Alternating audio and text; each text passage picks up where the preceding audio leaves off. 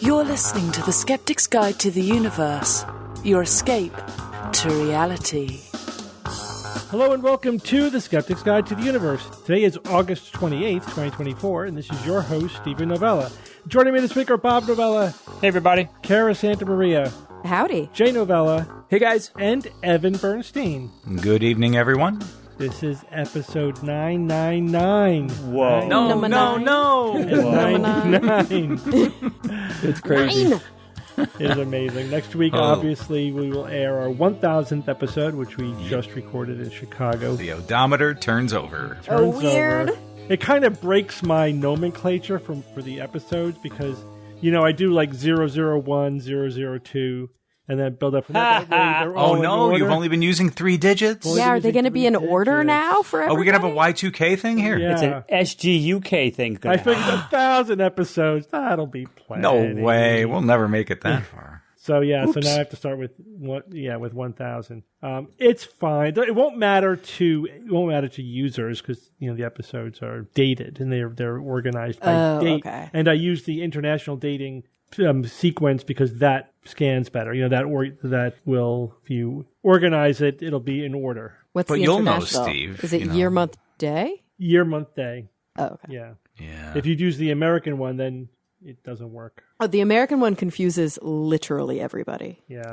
Month, day, They're like year. month, day, year does not in Nothing any... wrong with that. But it doesn't go in any reasonable order. Well, other than the fact we express ourselves when we speak. We The do, date. but a lot of other places they don't. They would say 28th of August. Mm-hmm.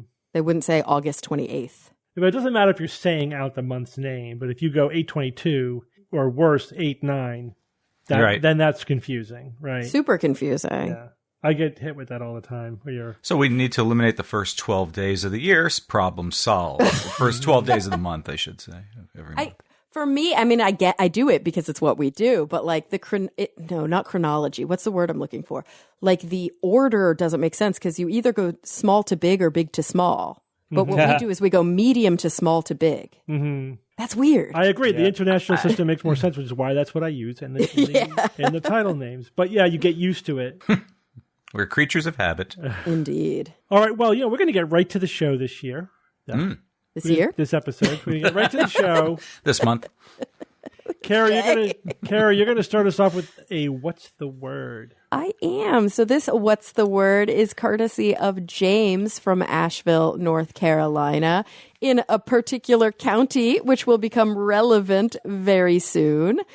He brought up the word bunk or debunk as a word of interest. And so I was like, okay, why? Yeah, we use the word bunk a lot in the skeptical movement, but I don't know. How interesting could it be?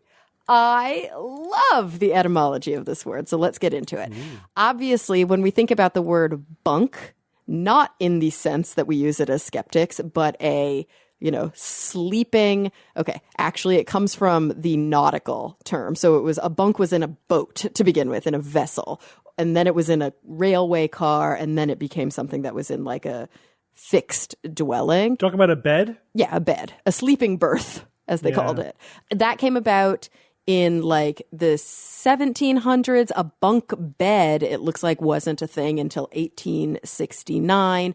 The origins of that, they're a little weird. They think maybe it was based on this like Scottish English word bunker, which was kind of an interesting local term for a seat or a bench. Nobody really knows the origin. Might be Scandinavian, might be, Swedish, but they don't really know. Okay, fine. That's that word.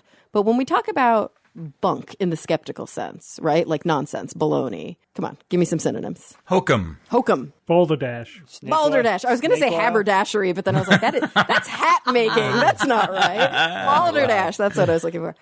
It has nothing to do with a bunk in which you sleep.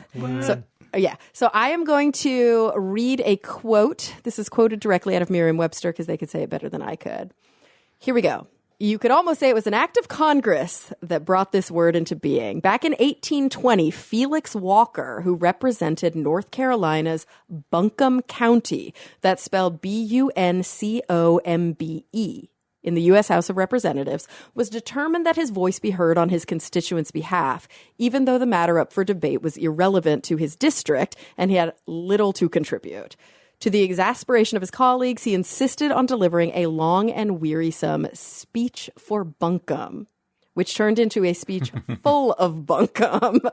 And this long speech became a synonym at the time for meaningless political claptrap. And they changed the spelling to make it more phonetic. So instead of B-U-N-C-O-M-B-E, it became bunkum, B-U-N-K-U-M, which was then shortened to bunk. So this is an American invention from a politician who, as our friend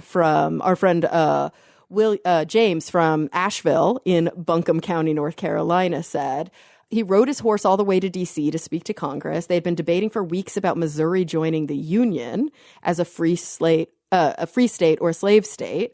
And he wanted his constituents back in Western North Carolina to know he was on the job. So he just kept talking about bunkum for like hours. And eventually this became part of the American lexicon. And then later there was a book written by American journalist Edward Woodward called Bunk. It was written in 1923, and he actually coined the term debunk, and he said this, quote, "To keep the United States thoroughly debunked would require the continual services of 500,000 persons."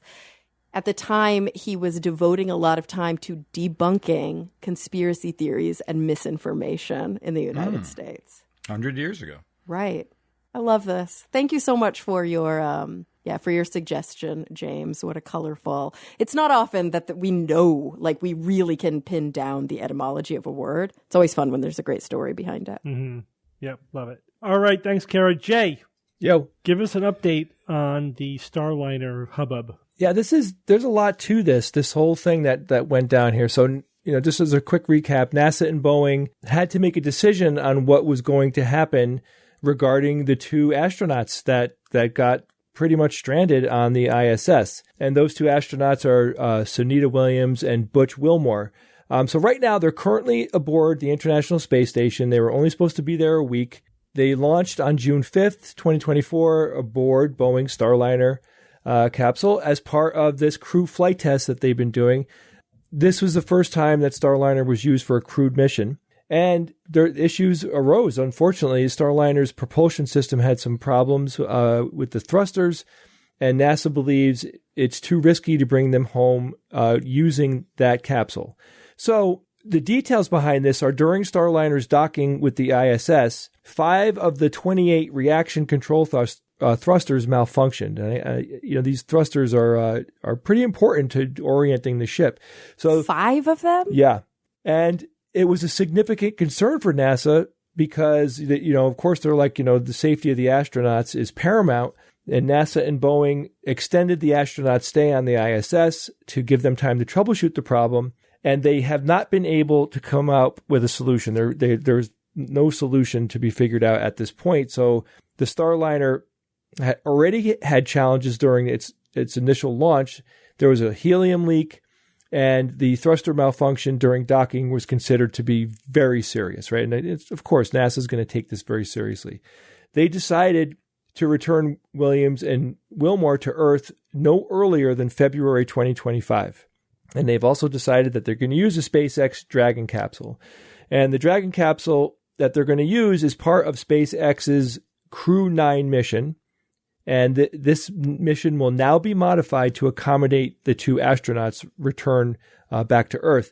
So what they're doing is they're modifying the layout of the Dragon capsule. It'll have more cargo space. There'll be space for personal items, and then the astronauts have to use the Dragon-specific spacesuits, which I guess work in tandem with the way that their module was manufactured and designed. The Crew 9 mission is going to launch with only 2 crew members going up, which will create the space for Williams and Wilmore to go back home on the return trip. Now, NASA and Boeing plan to return the Starliner capsule to Earth without a crew in it in September of 2024. And of course, I expected this. I didn't know how long they were going to leave it up there. At some point they have to go, look, we can't fix it up there. We just got to bring it down and hope for the best. So, of course, we're hoping that the capsule does make it back. They're going to land it at White Sands Space Harbor in New Mexico. And the uncrewed descent is going to by itself be classified as an uncrewed test flight because, in essence, they are testing to see what happens when some of these engines are not functioning. And they're going to also modify the separation technique to a more simplified one that will hopefully work with the limited engines that they have. And NASA Administrator Bill Nelson said that the decision to prioritize the safety was influenced by the past tragedies that NASA went through, which include the Challenger and the Columbia Space Shuttle accidents that took place.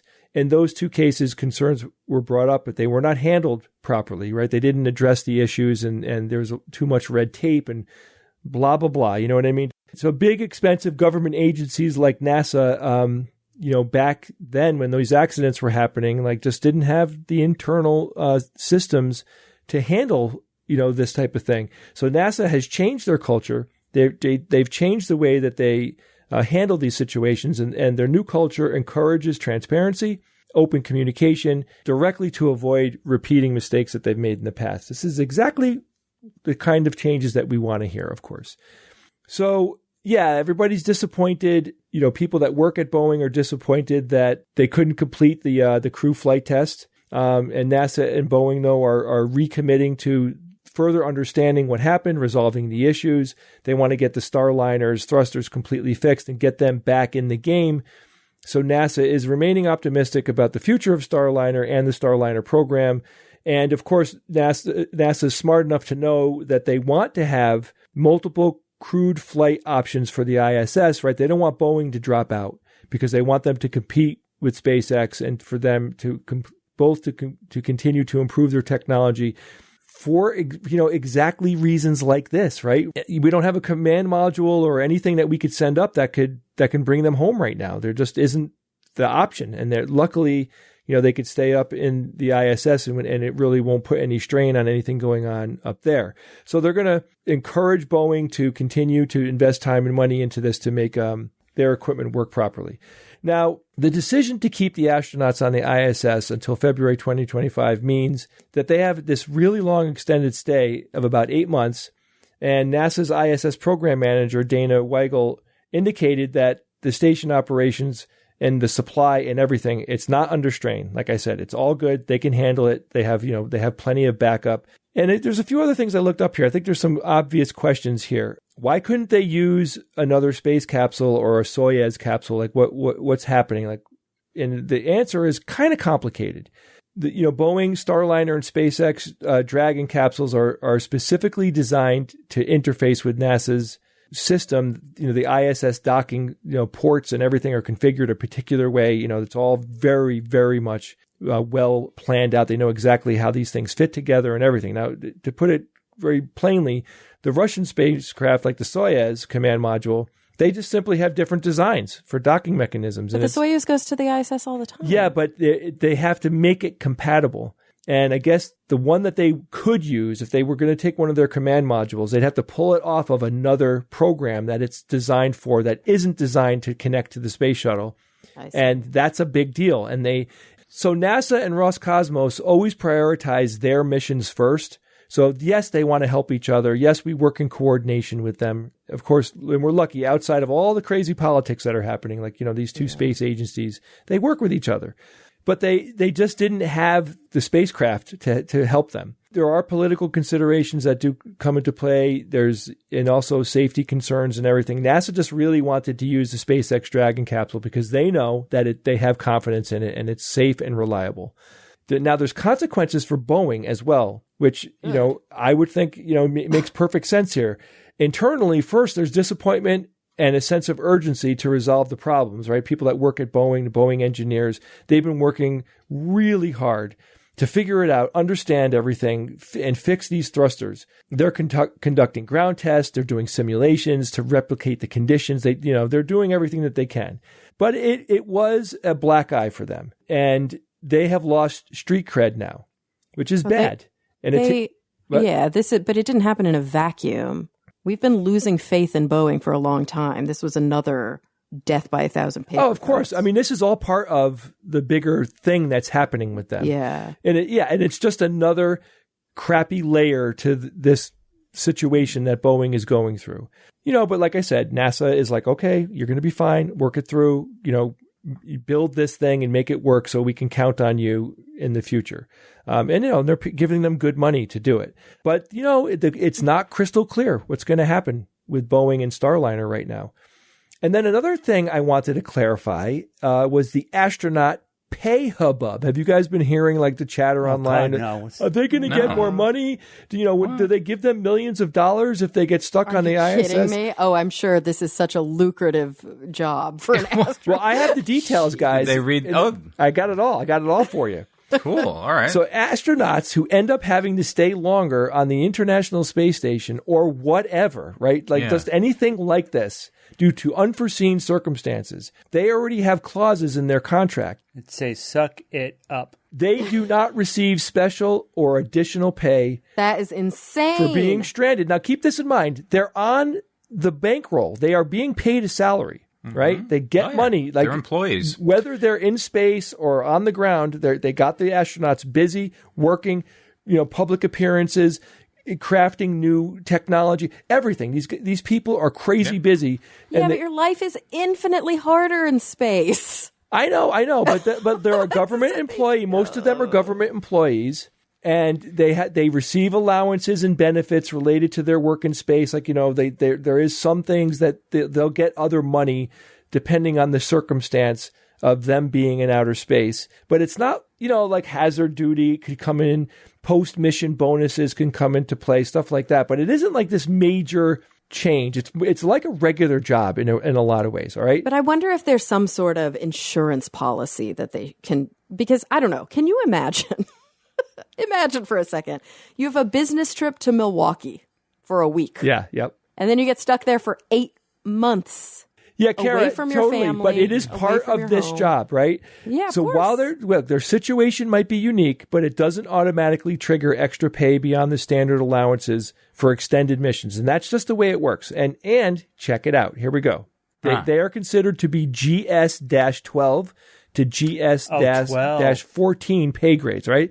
So what happened to 13? They're 12 to 14. Oh, okay. I thought they were being superstitious. A GS-12 starting salary, just guess what it is. GS-12. $40,000 a year. Astronaut pay, right? But this is astronaut pay. $90,000 $175,000. Starting pay, $86,000 a year. Yeah, that's what I thought. 86. Yeah. GS-13, typically between 102 and 120 annually. And Government then salaries. When you get to the GS-14, this is when the big bucks start rolling in. They go from 120 to 160. 160 like for the really seasoned people. Now, these salaries don't include additional allowances and benefits that astronauts might receive. Like I said, there's housing allowances and some hazard pay duty. There's little free air sick bags. Yeah. But they receive their salary, like I said, even when they're on the ground. It's a full-time gig. And I can't help but think in the back of my mind, NASA's like, what are you complaining about? You're an astronaut and you get to astralize yourself in the ISS, right? You get to astro all you want for 8 months. Yeah, but the truth is that is not what NASA's thinking. And the reason I know this is because there have been some really beautiful documentaries made about the mental health of astronauts. Yeah. NASA is very concerned about these individuals' mental health. I totally agree, Kara. I'm joking around. The point is, they're there. It's their job. They know that this is the way it works because what could NASA do? And unfortunately, I would have liked to have known, like, hey, if something like this happens, we give you $500,000. Like, think about the billions of dollars that the government's spending. And I told my wife, this was really impactful for me, right? I'm reading about this. I'm up to date. I'm constantly reading all this stuff because I love all the space news, right? So finally, I'm like, I better tell my wife about this. I know she probably hasn't read it. So I tell her, hey, astronauts, went up for a mission to the ISS and they got stuck up there. I guess how long they got to stay now? They don't have a spacecraft to bring them down. She's like, what, a couple more weeks? I'm like, no, it's going to be like 8 months. She almost started crying. Yeah. It's really sad. And They're she away got from their family. angry. She's like, I can't believe it. Birthdays are going to happen without them. there might be deaths in the family. There might be weddings in the family. Like she was like going for the whole They cast their vote. Yeah, but wait, they miss Halloween. Wait, this is okay. Get real, people. Fire up every shuttle we have. Let's go get Bob, them. have you had Halloween on the ISS though? Ooh, but I wouldn't have brought anything with me. Yeah, I wouldn't it's have true. anticipated it.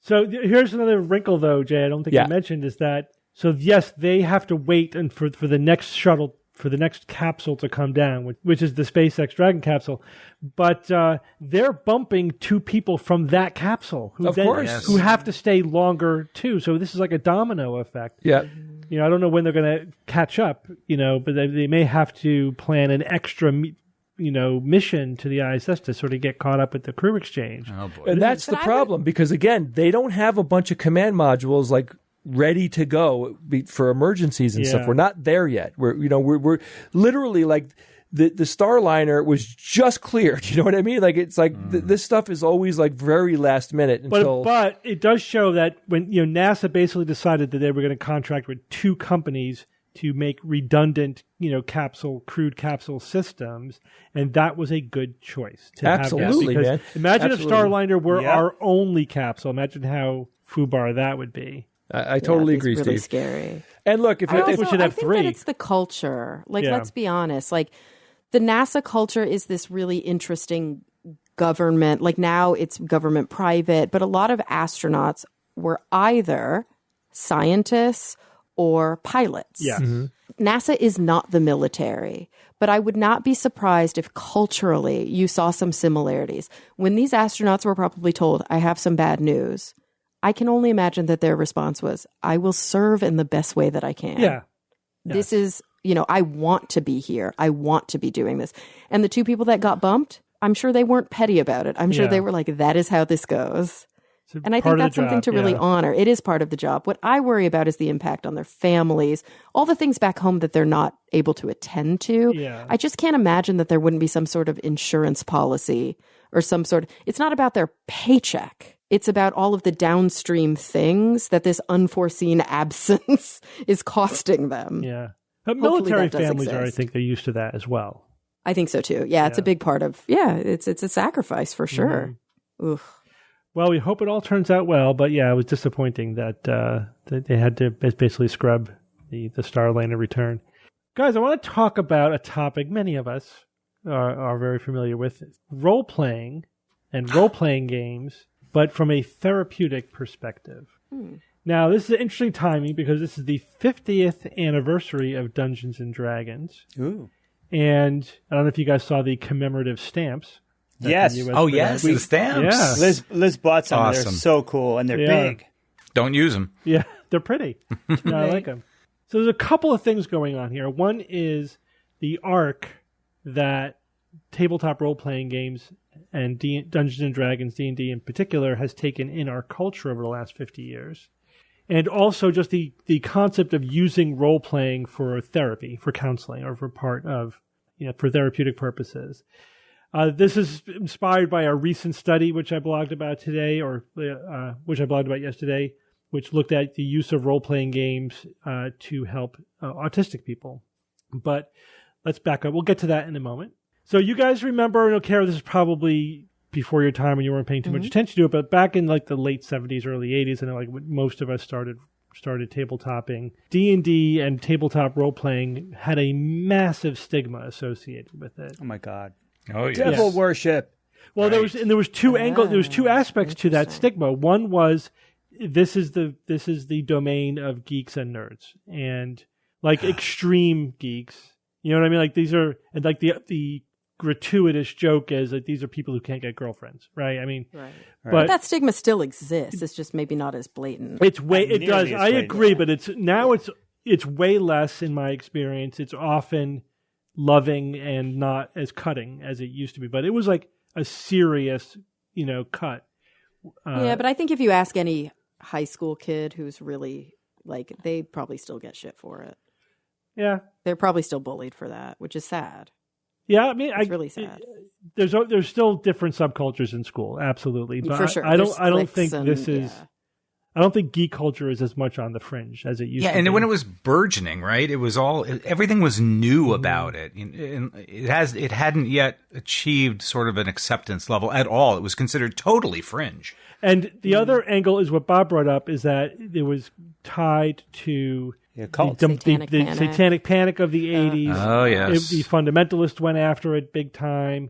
And then even beyond that, and even in our town in Connecticut, there was a discussion on the school board, which we knew about because our father was on the school board, to ban it on school grounds because it was thought to be psychologically risky for students, because there was again all these panic stories about it being tied to murder and suicide and all kinds of stuff, like ridiculous. So healthy. It's I know. So good for kids. I know. It's the opposite, but it was new and weird, and so they're afraid. Oh, these kids are going to act out their role playing in real life or whatever.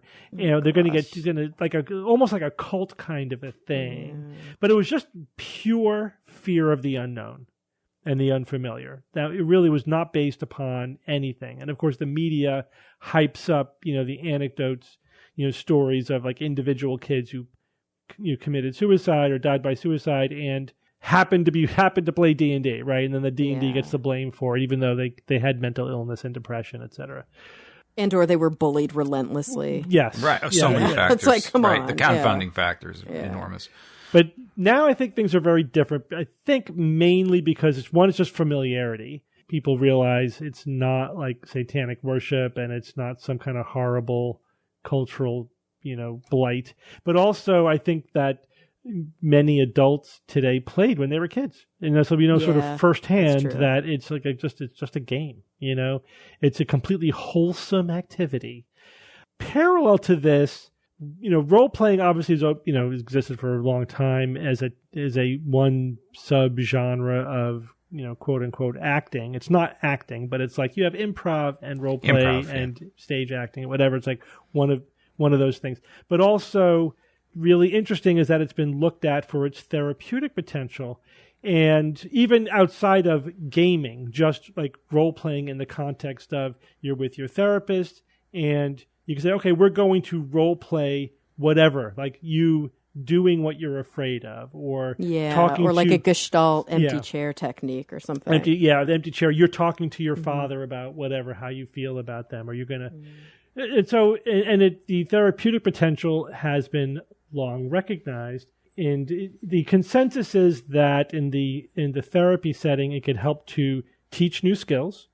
Could be incorporated into cognitive behavioral therapy, can identify negative patterns of behavior, can build confidence, and could also even be used to treat trauma. So these are all pretty well-established applications. And it improves your THACO, too. Absolutely, yeah. That's an inside joke. To hit AC 0. Thank you, Bob.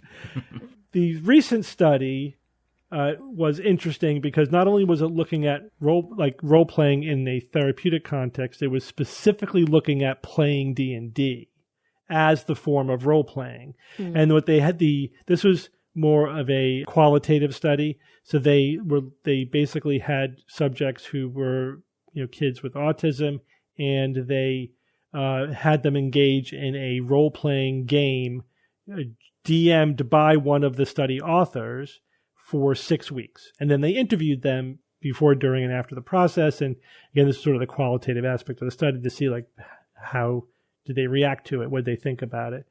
And they found, again, not surprising, that the subjects felt that it helped them build confidence in social situations, that they gave them skills that they could apply to their daily lives, that it was a very comfortable setting in which they could explore aspects of their personality. So, which again, not surprising. The other aspect of the study is that it was partly exploring some common misconceptions about autism. That a lot of people think that autistic people are asocial, or they're not very socially motivated. Mm-hmm. But that's actually not universally true. It's actually not, I think, the most common manifestation. In fact, they often are highly socially motivated. It's just that social interactions can be exhausting for them, because they don't have the casual sort of comfort or skill with it. Yeah, and sometimes bandwidth. perplexing as well. Yeah. It's a very highly cognitively demanding sort of prospect for them. This was a way to say, all right, you're in a social situation which they love, and the emotional and cognitive load is dramatically decreased because like anything you do is fine. The stakes are a lot lower, and you get to have intense social interaction in a safe environment, right? And they loved it. They thought it was a very, very positive experience. So that to me like represented the full arc of like role playing and D&D in particular, from the stigma, fearful way it was looked at in the 70s and 80s to now where it's kind of accepted as just another activity that some people do. Sure, maybe it's a little nerdy, but it's wonderful, and it's celebrated in a lot of things. Like if you guys I know we all watched Stranger Things, which is great. Like these, Oh, right, yeah, they did. Yeah, the fact that the kids all played D&D was looked upon as in a very positive light in that storytelling. Like giving the kids confidence and skills that they were able to utilize, when facing a very challenging situation. And also, I think it emphasized the bonding aspects of it. It's a very intensely social interaction, which is very helpful for people who may have difficulty making social connections. Or It's helpful for any children, honestly. Absolutely, but especially so, for those who might be a little bit more challenged. And so I know at least 3 of us on this show have pretty extensive experience with role playing, both tabletopping and live action role playing, LARPing. Jay and Evan, how does this fit with your experiences personally? My role playing from all the way back has always been pretty intimate with my friends. It's a consistent thing. Like we would do it either every week, or as we get older, it turns into more like once every few weeks or a month. You get together with the same people. The adult version has been a key factor in my socializing with my friends. And I got to tell you, it's an amazing thing to do. Like, you go to a movie and you sit down, you watch the movie and you might whisper to each other, and then you go back and you might go to a diner afterwards and talk about it or whatever. But being in a room with your friends for like 10 hours, at your house, and you go through this complete spectrum of emotion over and over and over again, where things get really intense and they get interesting, and then there's laughing infused throughout the whole thing.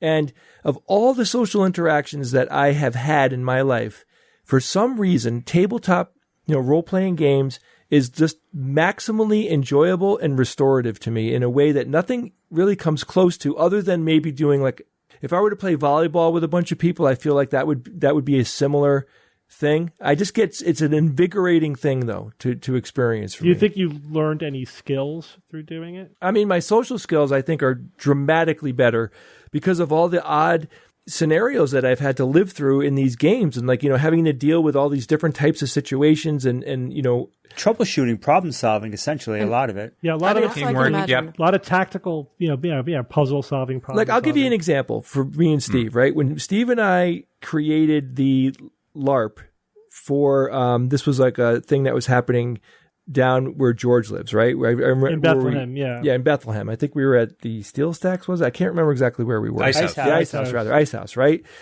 And we wrote this whole module for them, and we watched them in person interact with each other and troubleshoot.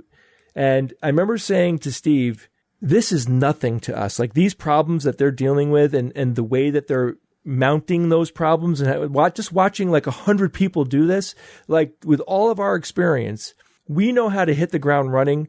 My troubleshooting skills, I think, are way better than they ever would have been. Mm-hmm. Also, thinking out of the box and coming up with solutions and all that stuff. Like when you're playing these games, it's so little about all the stupid things that people think about it. Like if you're playing with people, adults, and you're playing an adult game here. I'm faced with really serious things that I have to troubleshoot and think about, and also emotional things that you have to work through. Mm-hmm. If I made a list of the people I'm still friends with from my childhood, if I go back, my oldest, dearest friends, we all have one thing in common, and it is Dungeons and Dragons. It is role-playing, without a doubt. Also, at a time in my life when I was moving around the country, it started off in the Northeast, but for various reasons, my family moved. We lived in Texas for a while, we lived in Colorado for a while. This was all when I was 10, 11, 12 years old. that was my way of getting in and making quick friends in the new environments that I found myself in. And I was able to just kind of immediately come to the table and be part of that game community. So there's no doubt about it that it served me very well. Yeah. In those early formative years, and and like I said, continues to be. I'm still all the people I'm still good friends with for the longest amount of time in my life. They're all role players. Well, Evan, we met you and Perry through role playing. Yeah. That's right. Yep. And Ev, when we were LARPing together, and we didn't really know each other, but like in game, like we meet you, and we were like, hey, we really like this guy. Steve and I were talking, and we're like, this guy's cool. Like we want to let's see if he wants to like hang out with us. It's like real, almost like real life. We're like inviting you in the game as our characters to join us. And Evan, the weird thing is our relationship started more in game than in real life. And I remember getting to actually know who you are. Like months later, hey, right. Evan. You met my character first, then you met me. Yeah, like Evan, come out to dinner with us. And we start talking and get to know each other. And then think about all the different role-playing games we've played over the years, Evan, all the different scenarios. Like you just you can't make this type of stuff happen in your life without playing some type of role-playing game like that. This is the way that you can experience all these scenarios, potential scenarios. It's not just that. So like the one thing that I think is unique to the role-playing games. That's what I was going to ask, Steve, because I feel like a lot of this is gaming. Yes. But what's different about role-playing games is there's one thing that's different from all other games. It requires, I think, a lot more empathy. It does, but it's also that it's the one game you're playing where you're not yourself. That's why it requires more empathy. And I think that's the psychological skill that we're tapping into. Yes, frustration tolerance. Yes, ability to sit with your emotions and not explode, which all gaming helps. Puzzling helps with that. But empathy is a skill that you have to practice. For example, like I played many characters. You guys know me. I'm pretty reserved, generally speaking. But I play characters who are the exact opposite of my personality. So I have had to tap into myself, some aspect of my personality. Like Jay and I, one of our favorite characters that we played were mobsters. And they were very medieval mobsters. They were very charismatic mobsters whose the whole point was to suck players into the dark underbelly of the game, right? And so we came off as very appealing and very compelling, but also a little menacing, and then, so how do you balance those two things? But I remember it was so much fun playing those characters because you basically have to turn off your super ego. You have to be completely unfiltered and say whatever comes to your mind. And it was surprising to me how, socially creative and smooth and witty, you could be when you unfilter yourself. But it was also exhausting because it wasn't my personality. You know what I mean? I don't know how you felt, Jay, but like I could do it for 2-3 hours. And I'm like, all right, I have to tap out. It took effort. It took because but I wonder, like, there are some people who this is the way they are 24/7. This is just their personality. Yeah. But that's also, how old were you at the time, Steve? 30s. Right. So let's think about, back to the study, right? Yeah. And back to thinking about the psychological benefits of children or younger people doing role playing. Think about yourself in that role as an 8-year-old whose identity is not fully developed yet and who's trying on different identities and personalities and figuring out. It's a little young for the game itself. Okay, fine. 12. Well, 12 like, is better. 10 is they do say the age start is 10, but Okay, fine. 12 is probably more accurate. All right, let's say 12. That's besides the point. Like 12, and you're still figuring out who you are, and you're still figuring out what your personality is, and whether you feel shy or brave in these situations, and what is bravery to you, and how do you want to be vulnerable with your friends, and all of these different components that really become factors of how you define yourself, of your self-efficacy, of your self-esteem. What an incredible opportunity in a low-stakes way to practice being all of the things that you are trying to find out about yourself. Yeah, I agree. And also, I credit my role-playing experience with my ease of public speaking. And because I remember how I was at the very beginning, say, of my LARPing experience, just because of the type of character I was mainly playing, there were lots of situations when I had to talk to a couple of hundred people at a time. Like I had to not only talk to the town, like again, like up to 100, 200 people, I had to marshal the town, right? You had to be persuasive. I had to persuade them to do something. And it was difficult. And I felt very nervous and, awkward initially. By the end of my LARPing experience, it was nothing for me to just grab the attention of everybody and make whatever happen, whether I was trying to intimidate them or trying to inspire them or whatever. I was able to, again, practice a lot of these things and developed real social skills doing that. And of course, we also knew a lot of people through the game. And Evan and I then ran the game for 5 years, where we were not playing, we were running the game.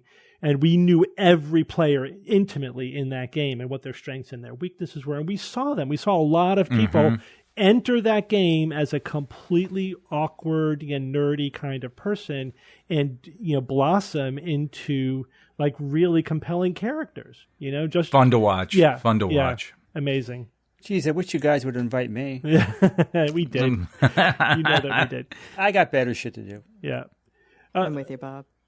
Whatever. Yeah, I'm not saying it's for everyone, but listen, I think that it does not deserve any kind of negative stigma attached to it. Nobody should be shamed for engaging in role playing. Not. It is an extremely creative endeavor, massively creative, and a ton of fun. Among the most fun, probably the funnest game I've ever played, certainly, and also again has all these other aspects to it that you can build a lot of skills, which in a way is one of the main purposes of games, right? It's fun, it's a distraction, but it's also about building skills. And that's what many games were invented for. And this is about a game where you get to build life skills and social skills. I think it's perfect, again, for people who may find those situations difficult, It's also, some psychologists argue that it's like a fundamental human need that sort of there are these 3 pillars of mental health, which are relationships, right? Whether it's love or friendships or all the different ways that we engage with others, work, which that could be academic work. It could be, physical labor, but all of the different ways that we produce and we engage and we make and we create, and play. Mm-hmm. That every single animal, every mammal, every version of an evolved or an evolving organism that at least is somewhat, quote, I don't know, complex, plays. Mm-hmm. Even well into old age. My dog always plays. Yeah. And it's important for us to remember that we play. But lots of people stop playing in life. They just stop. They think that it's childlike. It's not. Oh, gosh. It's not. It's anything it's but. necessary for your mental health. Don't keep yourself from enjoying something like this very intensely and something that could be a very positive social experience because you're inhibited by those kind of, ideas that it's nerdy or it's childish or whatever. To me, that's silly. Just let loose, have fun, build skills. It's great. Can I give advice, though, to people out there that might be intrigued by what we're saying and are interested in looking for a group? First of all, I love gaming with people that I know. And on occasion, when I game with people that I don't know, sometimes like someone kind of fits and sometimes they don't, right? You will experience like very juvenile type gaming with the wrong group of people. So the quality control there is the people you choose to do this with, because I've played games with lots of different people under different circumstances. And like, there's a lot of times where I'm like, oh man, this is literally like playing a game when I was 14. You know what I mean? Mm-hmm. You don't want to get stuck in that. So just, pick the group wisely. That's like playing football with people who are way better than you or way worse than you, right? You got to find your level, like any other thing else, because there is a lot of skills involved. Absolutely. And you also want to find, there's a component of it, Jay, that I think you're tapping into, which reflects on things like group therapy too. Like you can't just throw a bunch of random people together and expect group therapy to work. Yeah. You have to make sure that there is a trust and a connection and a comfort. And there's a lot of, there are these factors that are kind of hard to put your finger on. But I relate to you because I feel the same way about poker. I can go play in a poker room with a bunch of people I don't know and it's fine. But when I play in a home game with like friends, there is magic at the poker table. Yeah. It's so much more fun. Oh, you totally get it, Kara. That's it. That's the parallel. And if you're parents who have kids, this is a perfect parent-child interaction. Oh, fun. Heck It is. Yeah, we play with our Start 'em kids. young. I'm running a campaign now. Really, the purpose of it is so I could spend more time with my daughters, basically. And Evan is playing with his daughter. And like the adults in the game know, like we're supporting roles, right? Like we're letting them sort of take the lead and really problem solve and do all and even though, we have way more experience than they do, but it's great. It's a ton of fun. It's so much fun watching them. So much fun watching them, sort of grow into their own role-playing skills. Because it reminds us of our time Yeah. at that age. Yep. All right. Bob, completely different topic. Thanks for indulging us, by the way. This is the D&D's 50th anniversary, so I felt I'm entitled to a little, Yeah, I think so. a little It's very review. interesting. Little review. Yeah. Bob, tell us about the search for gravitons. Oh, yeah, this was fun.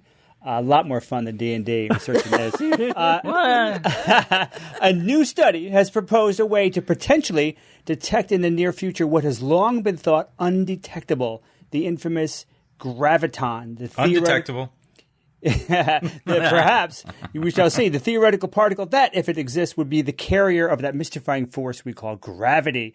Physics professor Igor, or is it Igor, Pekovsky, led a team of first-year graduate students and postdoc researcher Srinath Manikandan in this study, published in Nature Communications, called Detecting Single Gravitons with Quantum Sensing.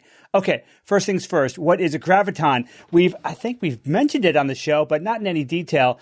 Gravitons are theoretical. First off, theoretical. No solid evidence for them at all, really. Gravitons are theoretical particles that would transmit or mediate the force of gravity, right? This would be like photons, which transmit the electromagnetic force, which we call light.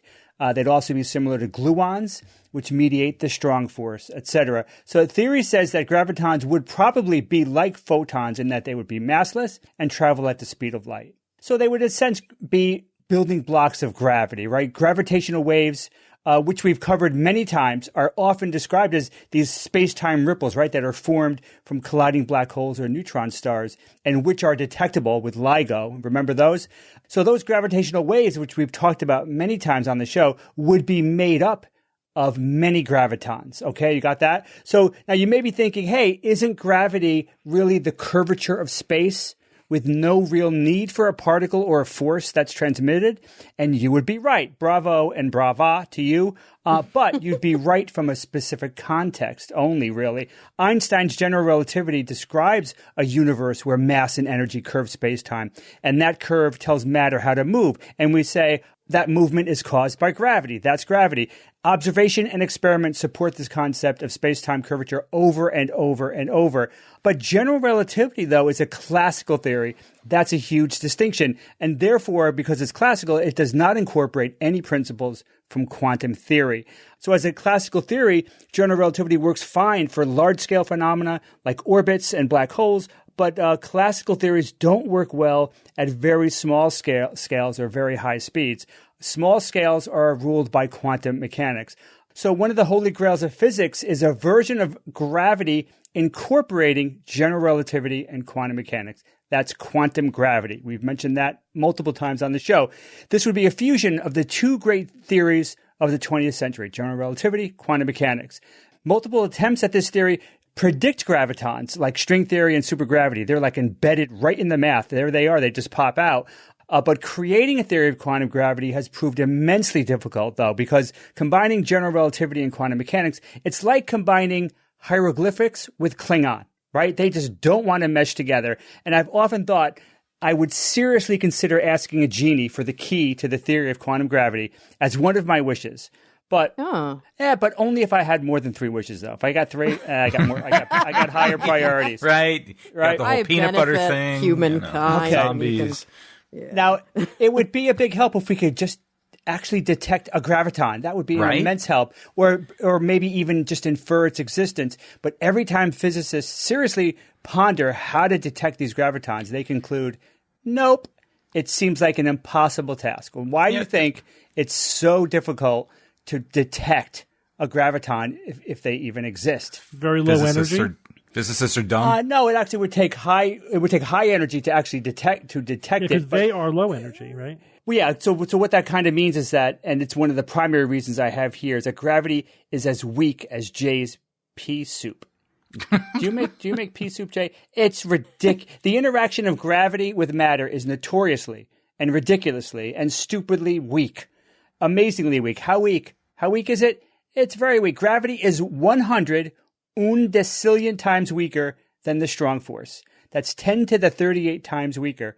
That's 100 trillion. It's notoriously, amazingly weak, far weaker than any of the other forces. Now, everybody stand up and jump. I'll wait. Okay. So think, how easy is it to jump off the ground, right? I mean, you could easily jump, albeit briefly, but you can jump. You can defy the entire gravitational force of the Earth underneath you. That's how it takes the Earth just to hold you onto itself. All that means, all of that I've just said means, is that detecting or isolating the interaction of a single graviton would be so difficult. Many think it's just forever beyond our ability. It's just not going to happen. It's just so ridiculously weak. It's weaker than the weak force, right? Right. I think it is, right? But how much weaker? You said how much weaker it is than the strong force. Well, the strong force is strong. How much weaker is it than the weak force? It's I don't know. I don't have that number. Many thousands and thousands of times. Oh, okay. Much more. Yeah, it's far weaker. I mean, the reason why gravity is important is because it's long acting. It doesn't have a short range. It has basically an infinite range, and that's why the universe itself has arranged itself because of gravity, because it's such a long range force. Lead author Pekovsky said many physicists thought about it over the years, but the answer was always the same. It cannot be done in terms of detecting gravitons. It was impossible to imagine quantum experiments that go beyond a few atoms, and they hardly interact with gravitons at all. I mean, it's true. When you get down to the scale of atoms, when you're doing a lot of theoretical work, you could basically ignore gravity. It's just a non-entity at that scale. Now, you may think, hey, we can detect gravitational waves. Wouldn't it be fairly straightforward then to detect one of the gravitons that make up these gravitational waves that our LIGO detectors have been detecting for years now? It's such an amazing development. The paper actually addresses this specifically. The researchers explain that the famous physicist Freeman Dyson once looked into that specifically, and he calculated that a typical gravitational wave that we detect would consist of, say, 10 to the 36 gravitons. A lot of gravitons, a huge number. But to detect one or two of those, that would mean that we'd have to increase the position resolution of LIGO to far below the Planck length. Now, the Planck length is tiny. Imagine a proton, right? Really small. Now divide that by 100 quintillion. That's a Planck length. So we're not going to improve LIGO to have that kind of spatial resolution. And no wonder that these physicists have been so pessimistic. And that's just one example. There's so many reasons why this would be so ridiculously difficult. But even given those hurdles, Pekovsky still thought of a way to possibly get around them. Scientists have relatively recently been able to observe quantum effects in large macroscopic objects, and Pekovsky thought that he could leverage that progress that we've made and point to a way to eventually detect gravitons. Now, the macroscopic object that I'm referring to here that's outlined in their paper it's a type of detector. It's called a resonator, and this resonator can vibrate at very, very specific frequencies. They would cool the resonator to near absolute zero, and they do that, of course, to minimize noise and make it as sensitive as they possibly can. So the idea is that when a gravitational wave passes by this resonator and the wave is detected by LIGO, right? LIGO can detect these waves. That same wave should have also had a few of its gravitons, maybe just a couple or even one. A few of those 10 to the 36 gravitons should hopefully have been absorbed and emitted by this resonator, causing it to vibrate in a very specific way. And that vibration can be matched to the energy they would expect from a single graviton. And that's the key to this new idea. Graduate student and paper contributor Germain Tobar said, by observing these quantum jumps in the material, we can deduce that a graviton was absorbed. We call it the gravitophononic effect. Pekovsky said again, he said, our solution is similar to the photoelectric effect, which is a great analogy. Our solution is similar to the photoelectric effect that led Einstein to the quantum theory of light just with gravitational waves replacing electromagnetic waves. The key is that the energy is exchanged between the material and the waves only in discrete steps. Single gravitons are absorbed and emitted. Now this seems so encouraging to me. But remember, though, keep in mind, this sensing technology, which they call quantum sensing, does not exist yet. Do not have this level of sophistication yet in our technology, but they are nonetheless confident that before long we will have it. Pekovsky said again, quantum jumps have been observed in materials recently, but not yet at the masses we need. He continues, we know that quantum gravity is still unsolved, and it's too hard to test it in all its full glory, but we can now take the first steps, just as scientists did over 100 years ago with quanta of light. So, okay, this is really fascinating. I'm really going to really try to follow this and hope they make some interesting progress over the next few years or so. So what would confirming the quantum nature of gravity mean? Well, obviously it could be the advance that we need to show that quantum gravity, which quantum gravity model of the many that we are developing, which is the most promising and which is more likely to ultimately lead to a fully realized theory of quantum gravity, which would be awesome because I've been waiting literally for decades and I'm getting increasingly pissed off. And finding a genie does not seem like it's going to happen either. So please make this happen, people. I've been waiting for this quantum gravity for so long, and I want to see it before I die. Okay, right. Bob, thanks. I'm good. All right, Aaron, this is a really cool story about dinosaur footprints. We love stories about dinosaur footprints. Who doesn't? Been loving those since I was a kid. But here's a new study that's reporting about the discovery of matching dinosaur footprints on 2 different continents. Oh my gosh.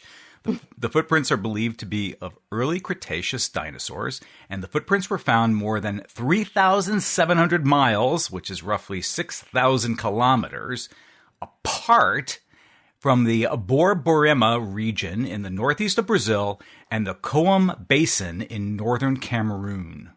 And if you know your geography in your head, that's really far you're away. going to know South America and Africa.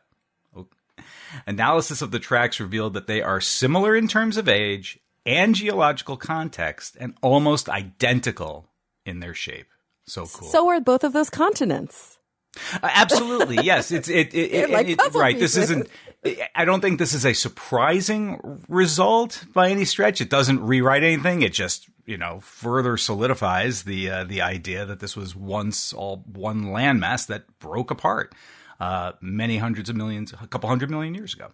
So yeah, the dinosaurs. What they were 3-toed theropods, but they believe also perhaps some sauropods and here's one, ornithischians.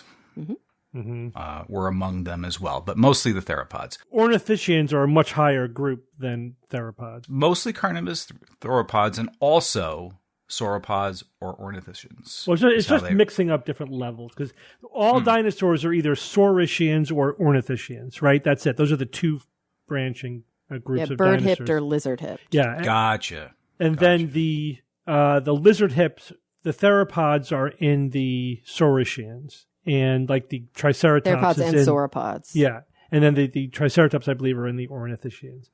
It's kind of reversed because the birds evolved from the lizard hip dinosaurs. Yeah, it's confusing. Right. Yeah. But anyway, go ahead. But it's a little confusing because it's mixing up different levels. Agreed. This study was published by the New Mexico Museum of Natural History and Science, and it was in a tribute to the late paleontologist Martin Lockley, who spent much of his career studying dinosaur tracks and footprints. All right, I'll read you the key points from the conclusion of the actual paper. Here we go. The study places dinosaur tracks in a context to elucidate an appropriate path of biogeographical exchange between what would soon, geologically, become separate continents. Therefore, our conclusions have relevance for essentially for all terrestrial biota of the existing communities at the time. However, the concept was developed with the data we have, dinosaur tracks. The puzzle-like fit and obvious proximity of the Atlantic coast of Africa and South America compel the notion of biogeographic linkages through time. That relationship is made even more plausible by the tectonics controlling the separation of the continents and the pre-existing geology. The pre-existing tectonic framework controlled the formation and structure of the sedimentary basins formed during the process of continental rifting and ocean formation. Yep. So they found more than 260 dinosaur footprints in both Brazil and Cameroon between them. The footprints show where the dinosaurs used to walk between basically South America and Africa millions of years ago, as it was all part of the same. SMU paleontologist Louis Jacobs, who was part of the study, said this: dinosaurs made the tracks 120 million years ago on a single supercontinent known as Gondwana, which broke off from the larger landmass of Pangaea. One of the youngest and narrowest geological connections between Africa and South America was the elbow of northeastern Brazil, nestled against what is now the coast of Cameroon along the Gulf of Guinea. The two continents were continuous along that narrow stretch, so that animals on either side of that connection could potentially move across it. Before the continental connection between Africa and South America was severed, river flows and lakes formed in the basins. Plants fed the herbivores and supported the food chain. Muddied sediments left by the rivers and lakes contained dinosaur footprints, including those of meat eaters, documenting that these river valleys could provide specific avenues for life to travel across the continents 120 million years ago. Cool. So these dinosaur tracks in Cameroon, on the Cameroon side, they were first identified in the 1980s. But Jacobs and the other researchers decided to go back and look at them again after Martin Lockley had died, because I believe those were part of his discoveries. And they were using techniques now that weren't available at the time. That's the beautiful thing about modern science, is that, and when it comes to either archaeology or paleontology, you can use new, better methods now than what was originally studied, 20, 30, 40, 50 years ago. So big advantage there. Jacobs also said, I had not thought about dinosaur tracks in Cameroon for decades, and then just going back to them and starting to look at them and asking what they're trying to tell us. It was such a surprise to see how much had been learned in those decades and how much the story improved. That's part of the adventure, not just paleontology, but all science. Hear, hear. Yeah, this is cool. So, I mean, obviously there's lots of other lines of evidence for Pangaea, like South America and Africa being connected and then splitting apart. But as far as I'm aware, previously it's been geological and fossil evidence, right? So like there's basically continuity on the western coast of Africa and the eastern coast of South America. You could see in some places like, this is like the same rocks and sometimes the same fossil strata. Sure. This is the first I'm aware of footprints adding to that, the lines of evidence of basically the same kind of dinosaurs at the same time were laying down tracks. Again, western coast of Africa, eastern coast of South America. How cool would it be? I know this is impossible, but how cool would that be if they could identify a single dinosaur walked across, like from Africa to South America? Like they could see that the tracks end on one side and pick up on the other. Right, exactly. Like it had a massive foot injury that would have come out in the print. Yeah, or something like that. Right. So some defining single feature. The probability of that is basically zero. But that was like the fact that they found this is remarkable. Yeah, I know, like remarkable. The coasts.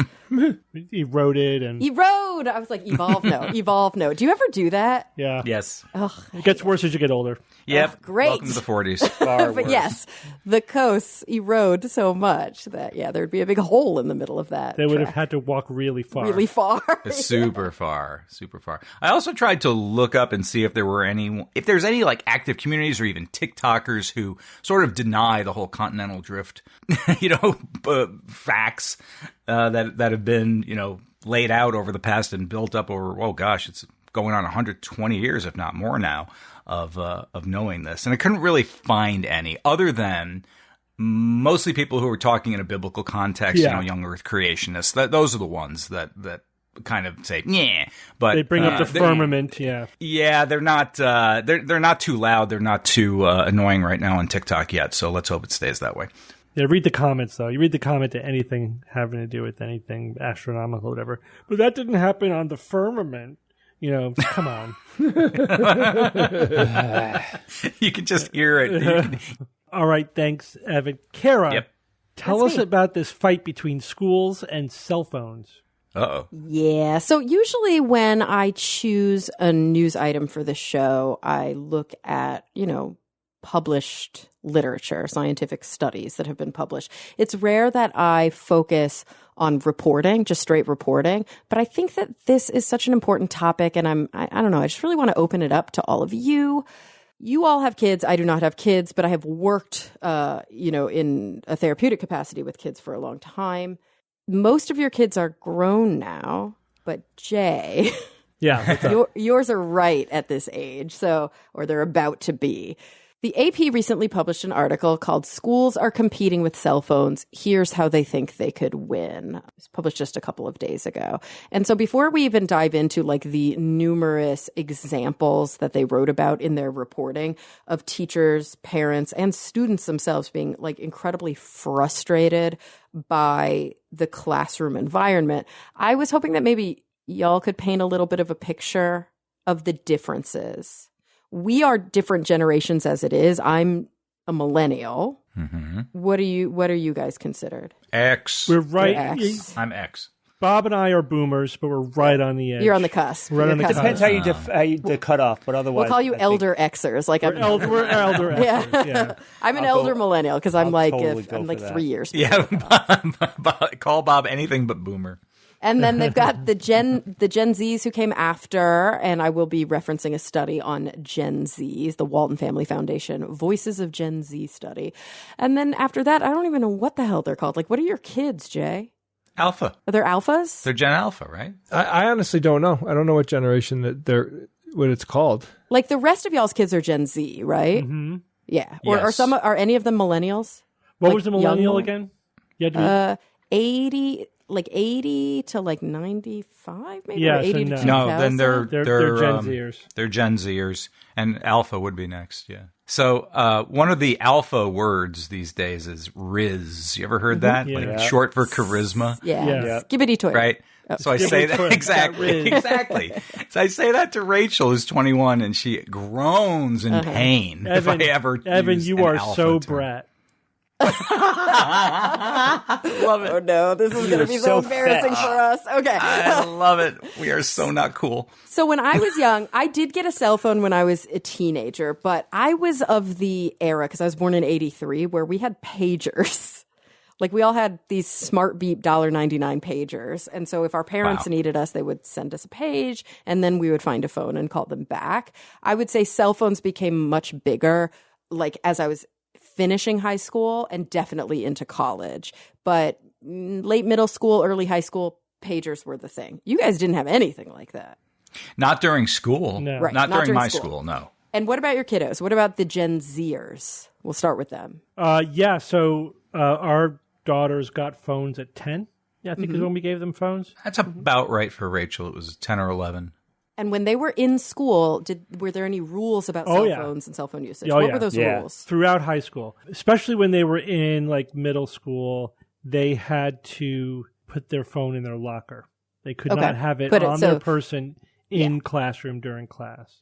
So there was sort of I would assume, an honor system situation. Leave it in your locker. Obviously, if we see it on your person, Right. we know you're breaking the rules. If you see it, But it gets taken away from you, Yeah, and you get but- it at the end of the day. no searches or anything like that. No.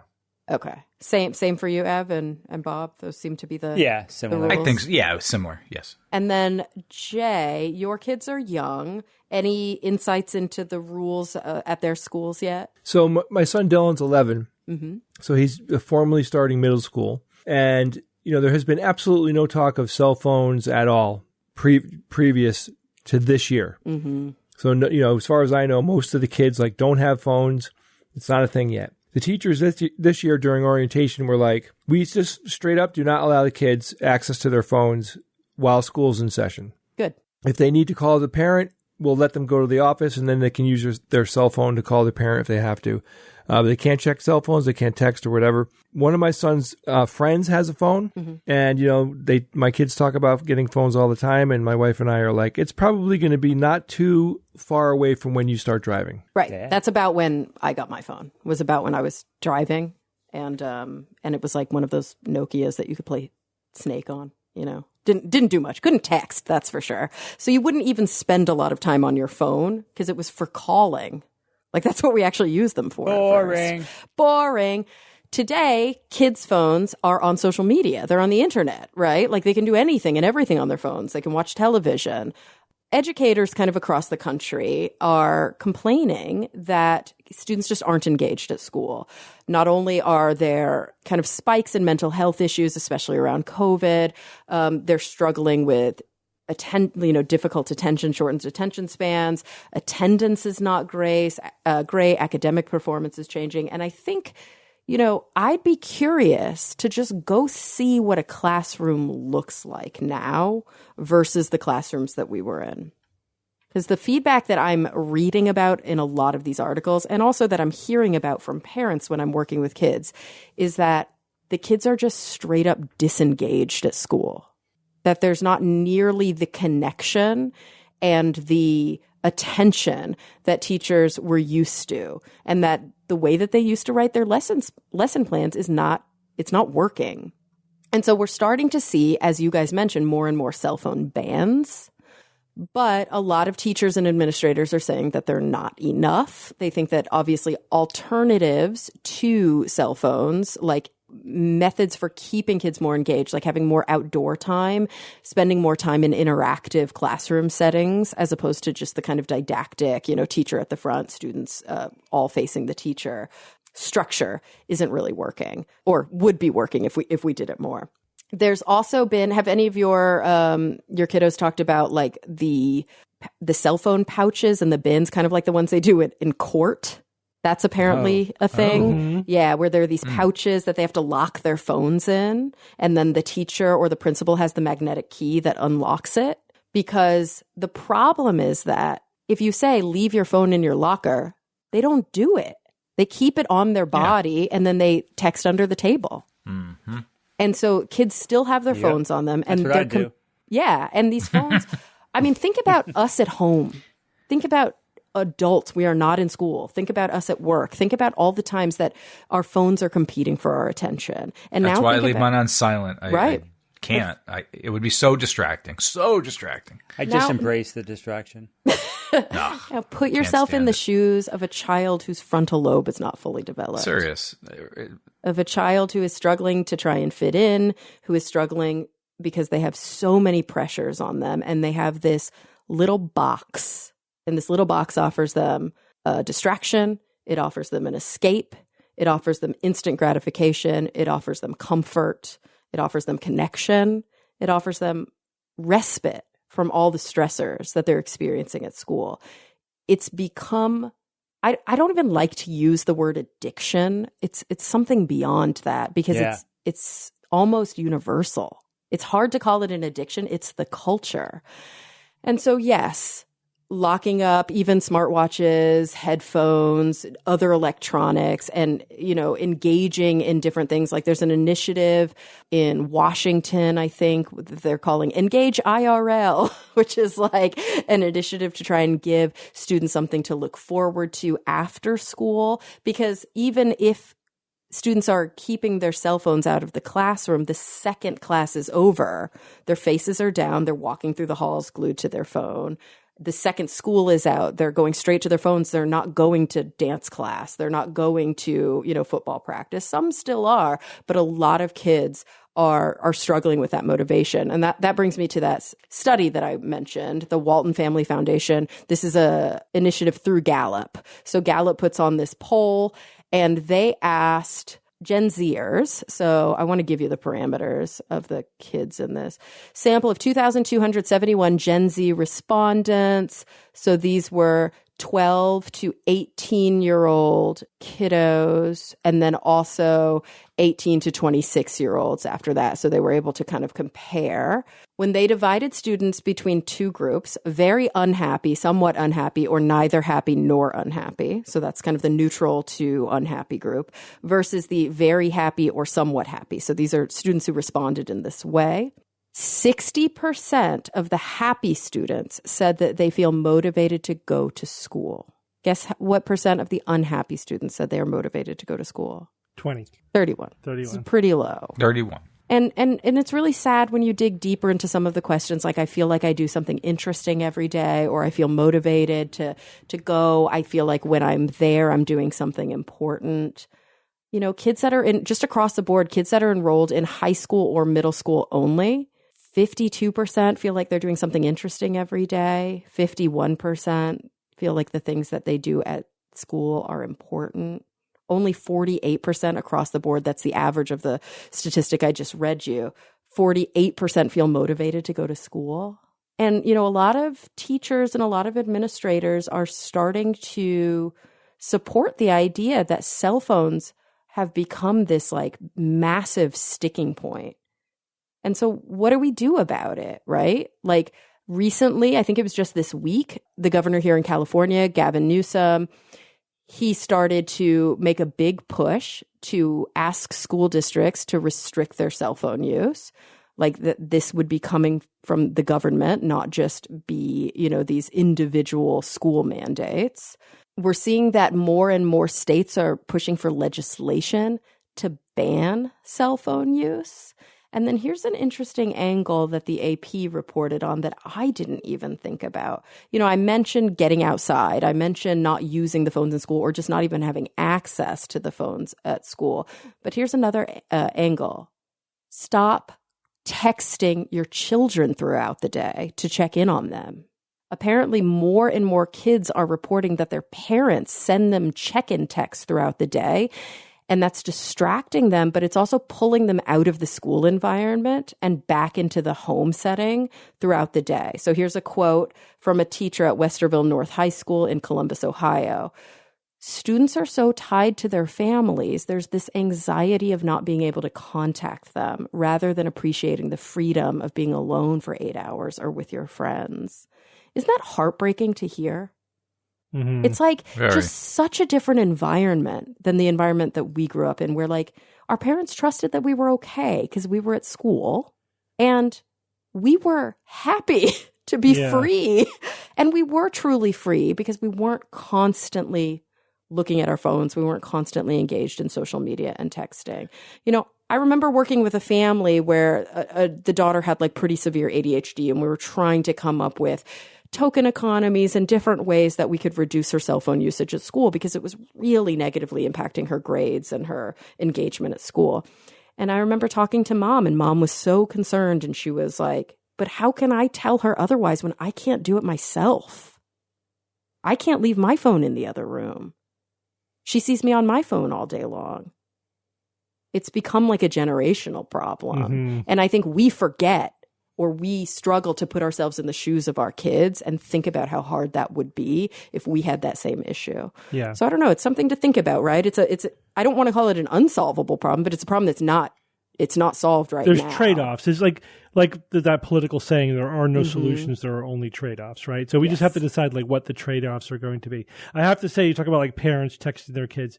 There have been a few occasions, we didn't do this on a regular basis. Mm-hmm. Every now and then something comes up where you're like, it would really be logistically helpful if I can contact my daughter at school right now to let her know we have to pick you up to go to the doctor's office or whatever. There's something going on. And it is very convenient and somewhat annoying. It was like, oh, she doesn't have her phone on her because they took it from her. So we have no way of getting in touch with her. And it just makes your day harder or whatever, because it's just logistically it would be very convenient. So I get that. But you're right. Talk about the trade-off, right? It's a trade-off. What would your mom have done if she needed to pick you up to go to the doctor? Yeah, but see, that's unfair because we did not grow up in a 2 working parent family. We had a full-time mother. And so that's well, different. You're right. That's not fair. Okay. Yeah. Both parents are at work, and like we have to juggle this problem, of who's going to do what. And anyway, no, but I guess I was trying to lead to an answer that go ahead. You weren't. If I were to ask myself, what would my mom, who is a single working mom, do if she needed to pick me up from school early? She would call the front office. Yeah. She would call the front office and say, hey, I need to pick my kid up early for school. Can somebody inform her? Yeah, obviously we did whatever we had to do, right? There were other options. Exactly. I forget the exact scenarios, but again, just were situations where it absolutely would have been very convenient to be able to contact them. But is that one, convenience twice a year worth the terrible trade-off? No, it's just annoying when it happens, but I hear you. Totally. And it's also, like you ask us, like what we model for our kids, like when we're having dinner at a restaurant or something together, or at home, whatever, it's no cell phones, right? Everyone puts their cell phones down. We all want to check our phones, you know what I mean? Right. But if we do it, then our kids will immediately do it, and they're lost in their phone. So we have to just like keep each other honest and say, no cell phones at dinner. This is family time. We talk to each other. So you have to put limits, and that's what the pediatric recommendations are. Not so much to limit screen time, but to maximize non-screen time. 100%. Yeah, which is a little bit different. It's like let's have. It's a different framing. Yeah, it's a different framing. Yeah, it's the same thing at school, right? The issue is not that the phones themselves are bad for the kids. The issue is that the phones are preventing the kids from learning. They're preventing the kids from paying attention during the day. And that's an important point to make. And I think also to your point, Steve, like for everybody listening to this right now and really sitting with it and chewing on it, really try to exercise empathy and put yourselves in the shoes of your child. And then ask yourself, when I get angry at them for their relationship with their phone, am I being fair? Am I modeling terrible behavior and expecting them to somehow have more capability to inhibit themselves than I do? Because that's unfair. Mm-hmm. We need to be modeling this kind of good behavior, but it starts with us. I got to tell you, my daughter with her phone is a mutant. I could text her and it could be a couple of days. She makes a concerted effort to not make that phone an addiction or something that she needs to obsessively check. I don't know how she does it, but let's put her in the Department of Education. I'm proud of her, and it's that's great, and that's something I could never do. Yeah, and no 12-year-old. Is going to be able to do that, not without a lot of support and a lot of boundaries. And, they start with you. And I think that, that also leads to, and we've talked about this before on the show, we cannot expect school to completely save a child from their home environment. Mm-hmm. Like, yes, it is a massive respite for a lot of kids who are going through stuff. And thank goodness for that. But if a child is wildly shifting between specific boundaries at school and specific boundaries at home, and that inconsistency is there day to day to day, that's also not conducive to kind of establishing good behaviors. So, if you expect school to do it, try and maintain the same boundary at home. Mm-hmm. Yeah. All right. Thanks, Kara. Jay, it's Who's That Noisy time. Last week I played This Noisy.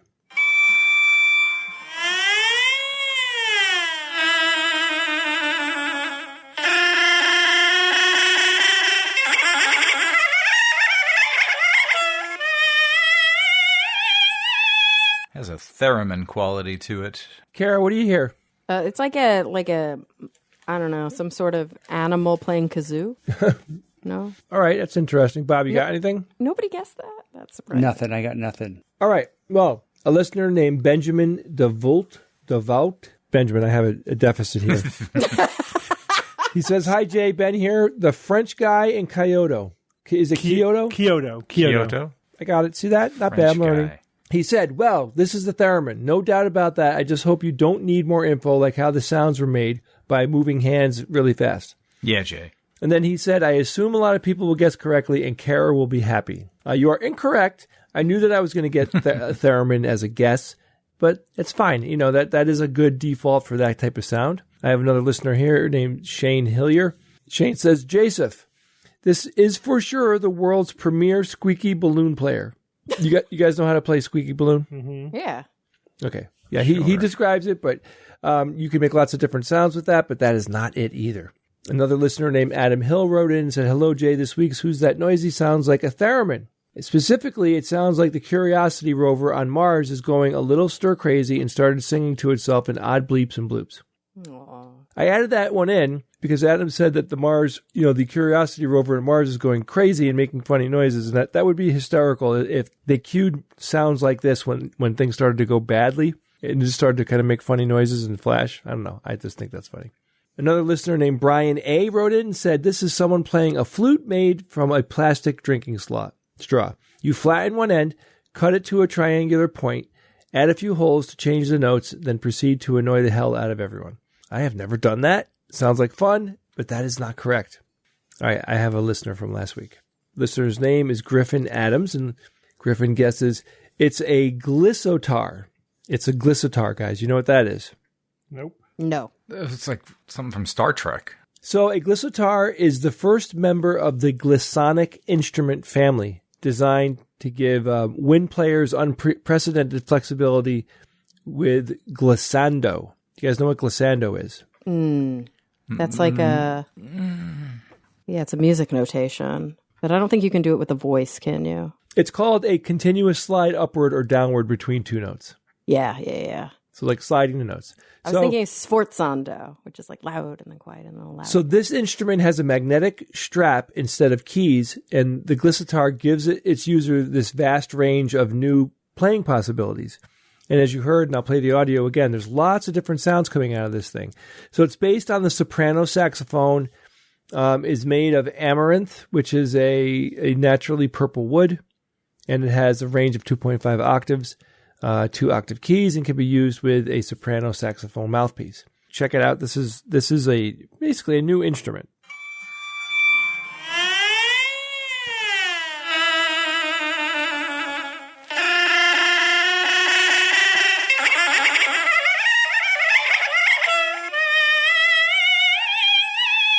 Kind of annoying. It is a little annoying. Kind of annoying. Kind of like Kara's statement about candy corn. 4 things, Kara. 4 things. 4 things I just researched. Gen X is the most likely to enjoy eating candy corn with 58%. FYI. Not boomers. Not boomers, okay. Kara. No, well, the fact that boomers were slightly less than 56 is irrelevant. Candy corn is slightly less popular with younger generations. And 2 more, halfway done. Americans hate to receive candy corn the most on Halloween, I guess, compared to other. And my favorite factoid or fact, whatever, California residents consume more than any other state. Interesting. But because the population is more than any other state. Biggest It's crazy. Is that per capita or total? I'll bet you they consume a million other things. Bob, that are was more that than per any other capita state. or total? That's all I got, friend. Well, the capita of California is Sacramento. You have to qualify your statistic, Bob. That's a worthless statistic. I have a new Still- noise for you guys. I still loved saying it.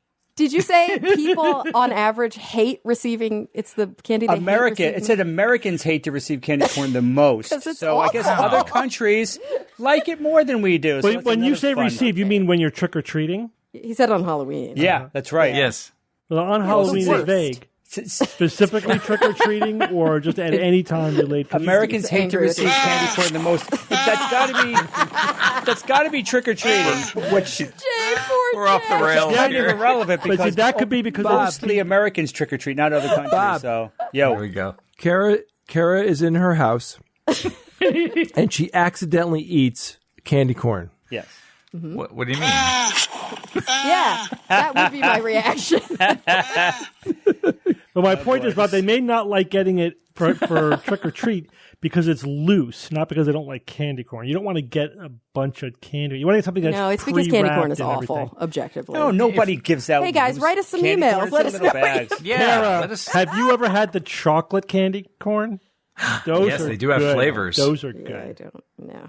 Nope. Yeah. Wait, what do you mean? No. Hey, it's not my favorite. You give me peanut butter cup any damn day, and that's like the top of the And list. Kara, if you're dexterous, you could pretend that the candy corn are your canine teeth. This is such an interesting window into your childhood. Yeah, Mm-hmm. kids love those Nesco wafers. The candy of the year from 1921.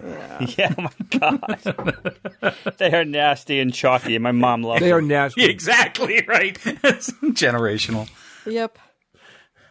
So, Jay. Jay, do you have a new noisy? Oh, Jay, yeah, where you been? I have a noisy. This is from a listener named Candace Dennison.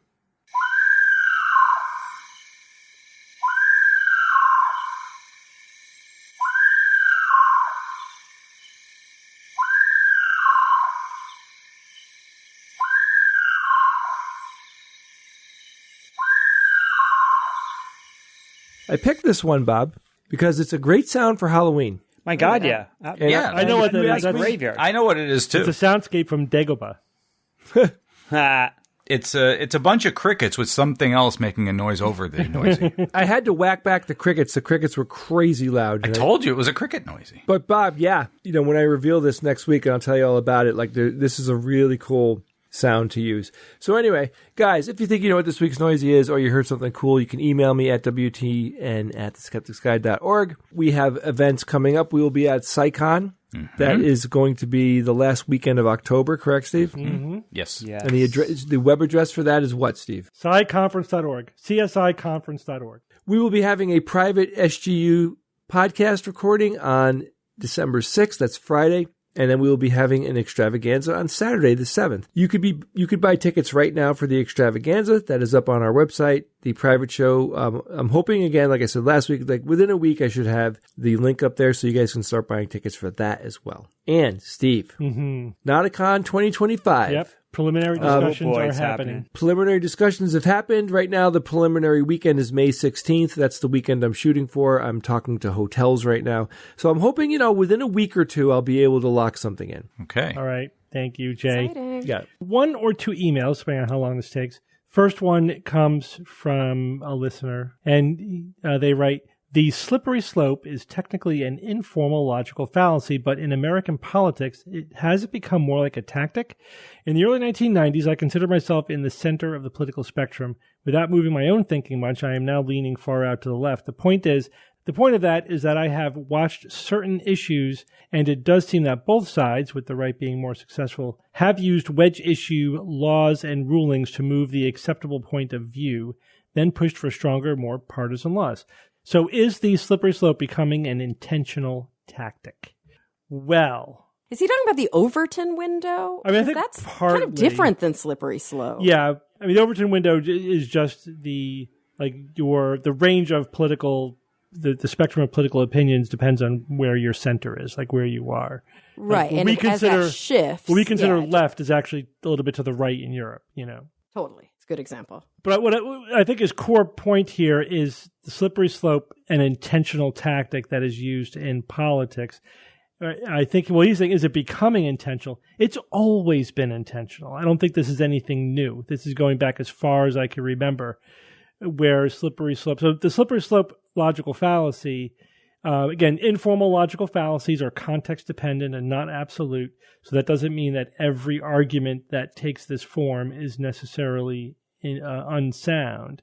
But when it becomes a logical fallacy when you take it to extremes. And basically the format of the slippery slope fallacy is that, well, if we allow for something to a certain degree, it will necessarily go to the extreme of along some spectrum that I'm determining, Right. Like the most famous and insulting was around the debate around gay marriage. Mm-hmm. And we would see people go, well, once you can marry the same sex, you're going to be able to marry dogs and stuff. Yeah, right. Exactly. And it's like that. If we open it up to same-sex marriage, then people will be marrying animals, down there. Yeah, that's a classic slippery slope argument. Or it's like, well, if you pass a seatbelt law, then what's the next thing they're going to be mandating? Then they'll be coming into your home and whatever. Right. If getting we have more gun and more regulation, intrusive. they're going to take our guns. Yeah, it's like if you give an inch, then necessarily they're going to take a mile, right? And it's the necessarily part that makes it a logical fallacy, that anywhere along that spectrum necessarily leads to the most extreme part of that spectrum. Steve, that's not a bug. That's a feature. Like, that's what logical fallacies by definition are. They're argument techniques that have the potential to be not sound. Well, but they are yes. often used in rhetoric. That's the whole point. Well, yeah, I think framing that slightly differently, I think what you're saying is that rhetorical strategies often deliberately use informal logical fallacies in order to make arguments that 100%. that serve an end, that end not being logic and the truth, but being a point, right? So lawyers do this all the time. Changing people's behavior, like literally persuading people. Right. Yeah, and lawyers do this all the time. Like, they will use arguments they don't necessarily have to agree with. That's not their job to make a correct point. Their job is to defend their client, whatever that is, in their client's interest. And if they use any argument they think they can get away with, basically, whether or not it's strictly logically valid or not. So right, that doesn't matter. A lawyer can't go, objection. Yeah. Slippery slope. Right. Overruled. I'm going to allow it. So yeah, I think within politics is I think it's I both despise and am fascinated by politics. I despise the fact that it is an inherently an illogical endeavor, in that the persuasion is prioritized over all else, rather than the truth or finding common ground or honesty or virtue. Although politicians do take different strategies. There are sort of virtue-based politicians, etc. But generally speaking, the center of gravity of political speech is persuasive, whether or not it's scientific or logically valid. I find that annoying. But I also find it fascinating because it's sort of its own logical game. And it's good to dissect what are they doing, what is the logical error they are making in service to their political ideology. Mm-hmm. It's a great target-rich environment for like a name that logical fallacy kind of endeavor. And this is one. So I agree with the observation. I just think that this is, as far as I can tell, this has always been going on, using the slippery slope. Yeah. And as Kara says, other logical fallacies for rhetorical advantage is as old as politics. Yeah, it's as old as people arguing. Yeah, exactly. That's why we had to identify them. Right. Right. That's why you take a course in logic in college, you should. So that you can not learn. Everybody does, yeah, not everybody does, but that's why one takes a course in college is to learn when arguments aren't sound. Mm-hmm. All right, let's go on with science or fiction. It's time for science or fiction.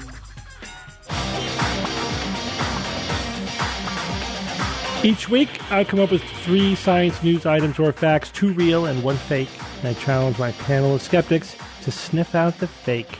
Just 3 regular news items this week. You guys ready? Yep. Item number 1, a new study finds that substituting team nursing, substituting lower wage staff for some RNs, can save hospitals significant operating costs without any adverse effects on outcomes.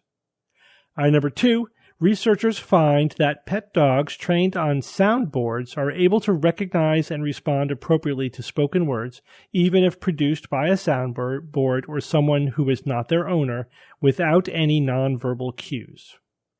And item number 3, NASA scientists have demonstrated for the first time the existence of a global electrostatic field. And yes, I do mean on Earth.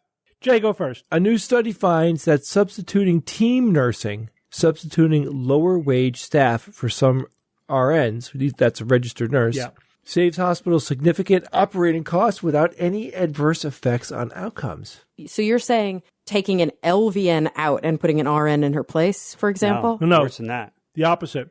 So instead of having 6 nurses, you have 4 nurses, but they're helped less expensive and less trained helpers. I see. So instead of 6 RNs, you've got 4 RNs and 2 clinical partners. Or 3 or 4 clinical or partners. Yeah, or whatever. Okay, that makes sense. Or more. Sense. Now I get it. Okay. But the sum cost of their salaries is lower, yes. I'm assuming. Okay. Right. You're replacing one RN with a lower waged group of people, and it's basically roughly the same care. Sort of, yeah. Right. Okay. But all right. I think the important, sorry, I just have to clarify one more thing. Does that mean there are no RNs anymore? No. Or does that just mean some of the RNs? Some. It says some RNs right in there. Okay. Second one.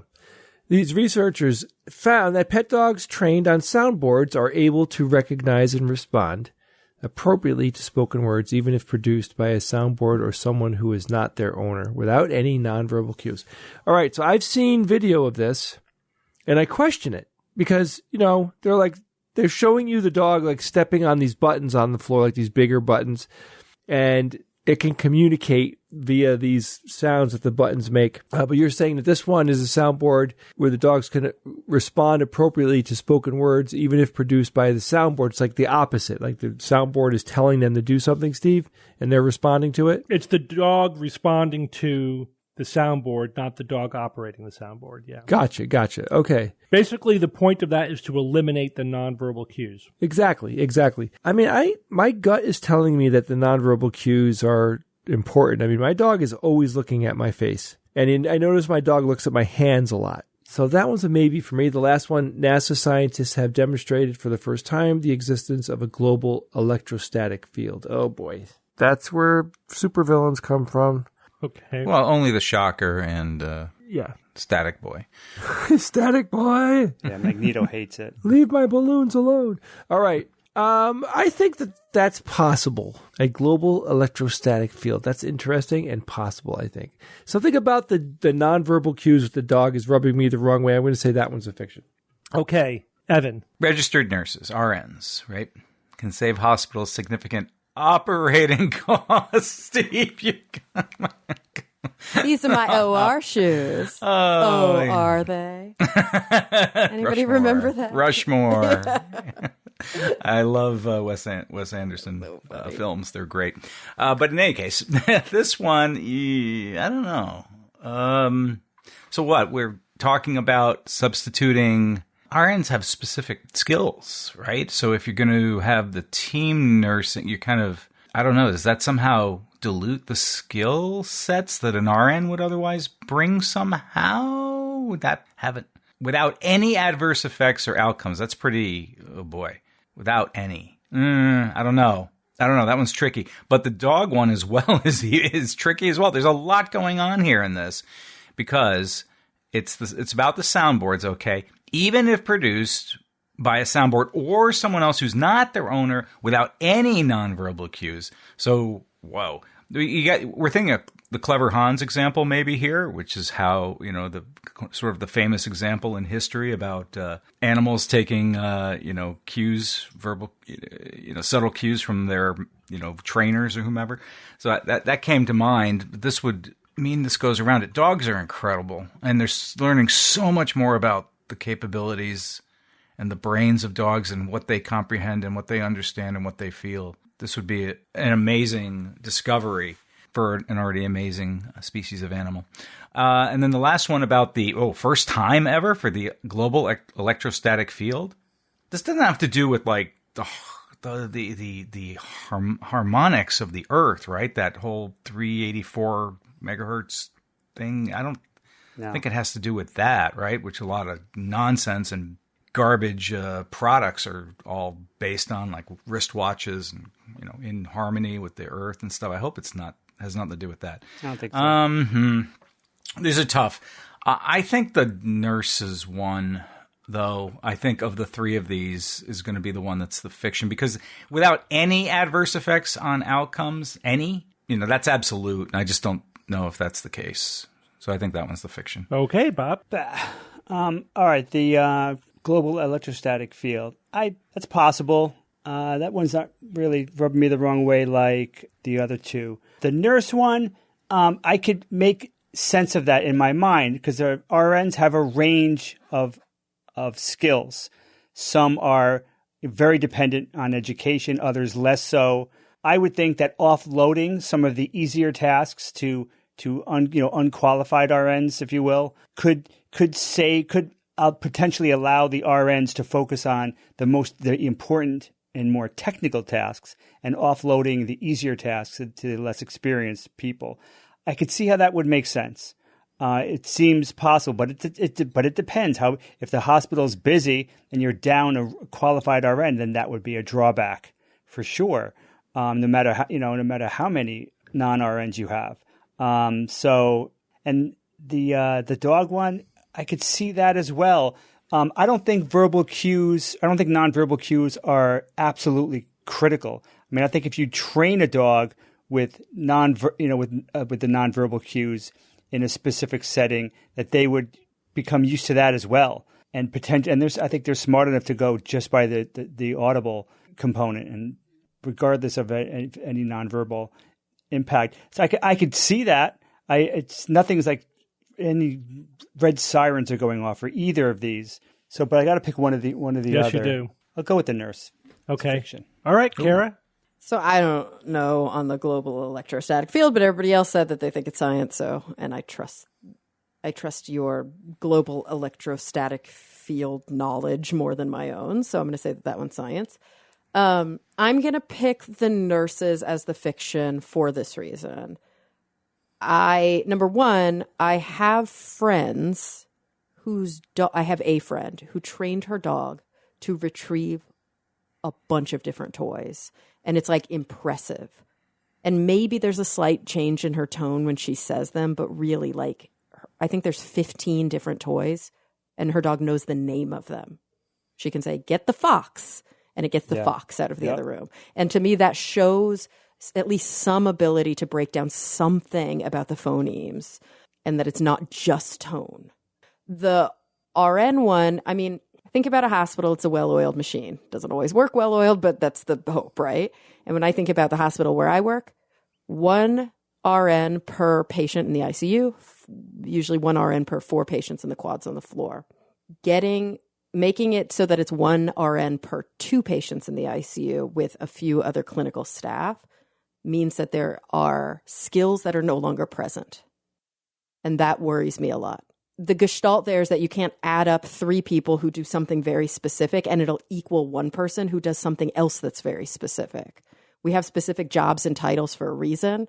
Other people who do other things that are specific are not equivalent if you just add them up. And so I'm going to say that one's a fiction. All right, so you all agree with the third one. So we'll start there. NASA scientists have demonstrated for the first time the existence of a global electrostatic field. You guys all think this one is science. The question is, did they find it? And is this the first time? Maybe this is something we've known about for decades.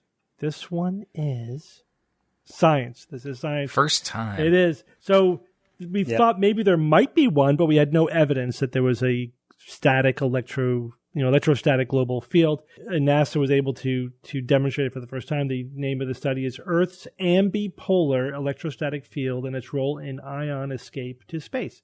So we know that there is, for example, this, ions escaping through the poles. It's kind of like our equivalent of a same thing as sort of a streaming of ions out of the Earth going through the poles. And we can't really fully account for this by the magnetic field. So there was suspicion that there might be a global electrostatic field, but it wasn't really known. But they were able to measure it. It's plus 0.55, plus or minus 0.09 volts. Electrostatic potential drop between 250 kilometers and 768 kilometers from a planetary electrostatic field. Cool, man. Yeah, it generates an outward pressure on ionospheric electrons. Yeah, very cool. So we'll add that to the Earth's gravitational field and its magnetic field, and now also an electrostatic field. Bob, why is there no Gravito superhero? Yeah. Or Gravito. There's a Magneto, right? There's a lot of electricity-based superheroes. Why no Gravito? I've heard of gravidometric is a word. I'm saying a He's superhero. talking about Gravity-based superhero. Yeah, it's too weak. And even if it wasn't too weak, would you really want to walk around and just have things stick to you? No, not necessarily, but let's say, you're not the gravity. No, but if you could control gravity, you could make people just crush them by increasing their local gravitational field. Yeah, that'd be kind of cool. It'd be a great name. Implode people. Somebody should grab it. They'd probably be the best looking superhero because, they're so attractive. Yeah. They have a lot of gravitas. Nice. He was waiting to say that. All right. Let's go back to item number 1. A new study finds that substituting team nursing, substituting lower wage staff for some RNs, can save hospitals significant operating costs without any adverse effect on outcomes. Bob, Evan, Kara, you think this one is the fiction. Jay, you think this one is science. Yeah. So, Bob, what you said is that's the other point of view, right? That is exactly the logic that was used in order to try out this model, this alternate model of staffing. Yeah. That you have, why pay nurses to do things that a medical assistant could be doing or an LPN could be doing? Exactly. Yeah. It seems reasonable. It seems perfectly reasonable. We don't reasonable. do that, do we? Well, we pay medical assistants to do things medical assistants can do. Yeah, but I'm saying if you have a nurse who's in charge of a patient, they're doing everything, right? I guess not where I work. So they also have medical assistants. So what do you think? Then that model would work, right? If that's what you're saying. No, I'm saying that if you take the model that is working and then you dilute it even more, it is dangerous. Well, this one is the fiction. This is the fiction. Oh. But Kara, even what you're describing, so like at Yale, for example, 20 years ago, we went to the team nursing model, and it was an absolute disaster. It was not good. And because there was basically a shortage of nurses as a result. Yeah. And what the study found was that there is a lot of adverse effects when you go to this model. not only on patient care, but on the bottom line for hospitals. Oh, interesting. They lose money. They lose money. Absolutely. Isn't that just always how it goes? People think they're cutting corners and they're actually costing themselves So more. what they found was a 10 percentage point reduction in RNs, so just 10% fewer RNs, right, was associated with a 7% higher odds of in-hospital death, 1% odds of readmission, 2% increase in expected delays, lower patient satisfaction, and would result, nationwide in 10,947 avoidable deaths annually, and roughly cost Medicare $68.5 million annually. Wow. This is pretty much exactly what we experienced. I think a lot of hospitals probably, have had their own experience with this. It is that it's not just like what skills were you expressly trained in. It's also your overall knowledge and ability, and it's your competence. Yes, and so you do. There is a benefit to having even somebody who's overqualified involved in, intimately involved in every aspect of care, and not, as you say, diluting. Because then also when you add team members, now you add another layer of communication and coordination that adds complexity to the whole thing. That every one of those layers is an opportunity for mistakes to happen or miscommunications, etc. It's just better to just pay a lot of nurses to do nursing work. They are highly trained, highly skilled, and highly valuable in the clinical setting. And it was basically a failed experiment trying to dilute the nursing staff to save money. Now I want Medicare to do the same study for psychologists. So that we can stop having to prove why we matter. We're good for reducing readmission. Pretty much whenever, over the years, I've looked at many studies looking at, comparisons between like more specialized, higher trained medical staff at every level versus more generalists or lesser trained. And the more specialist, higher trained staff always has better outcomes, right? Even like within neurology, obviously I'm very familiar with the neurological literature. If you compare stroke outcomes from a patient being admitted to a general neurology service versus a patient being admitted to a stroke specialty service, the stroke outcomes are better. And even if the MD staff is the same, if you admit them to a stroke floor with stroke nurses, the outcome is better than if you admit them to just a general medical floor with nurses who are not specifically trained or experienced dealing with strokes. So the experience and expertise actually matters, for patient outcomes. There's just no substitute for that. All right, this means that researchers find that pet dogs trained on soundboards are able to recognize and respond appropriately to spoken words, even if produced by a soundboard or someone who is not their owner without any nonverbal cues. Is science, because dogs do understand words in the absence of intonation or nonverbal cues. However, Jay, when I was researching this, I looked at a bunch of those same dogs trained on soundboard videos, and they are all bullshit. I didn't buy. There's so much bullshit. I didn't buy a single one of them. And so take a look at them and tell me what you think. But basically, like on one of them, you have so you have there's maybe 20 buttons spread out on the floor, and they're paw sized, so the dog can put their paw on it to activate it. And the owner is expectantly asking their dog a question. What do you want to do? Or what do you want? And then the dog hits a button, and whatever button they hit is appropriate for a dog, right? It's not like there's some crazy things on there. It's it says outside, food, walk, scratchy, whatever. Anything the dog hits, the bone's you want food? Okay, here's the food. It's the owner just... And then, of course, the dog is I'm thrilled. I like all of my choices. Oh, yeah. It's you can't go wrong. But the owner just interprets whatever button the dog presses and makes it make sense. You know what I mean? They're doing all the cognitive work. In one of the videos, the dog is sitting in front of the soundboard. The owner, again, asks them a question, and the dog puts his paw out without looking on the closest button to him. That was it. He didn't go up and down the board and go to the one button that he liked. It happened to be the one that was right in front of his paw, and he didn't even look at the board. You know what I mean? Yeah. He just put his paw down and got his reward, whatever that was. So that's the level that we're talking about. It's just owners completely over-interpreting what the dog is doing.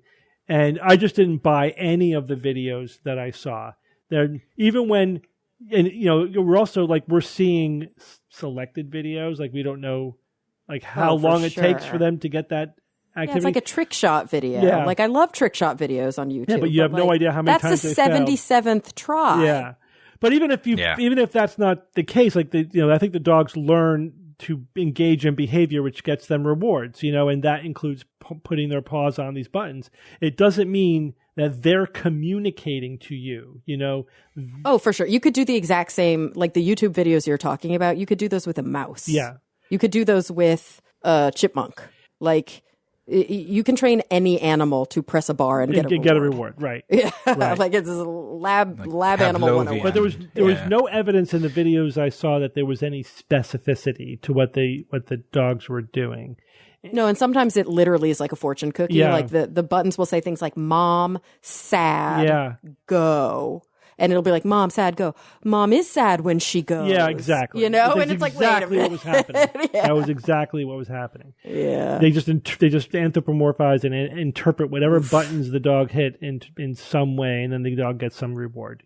Basically.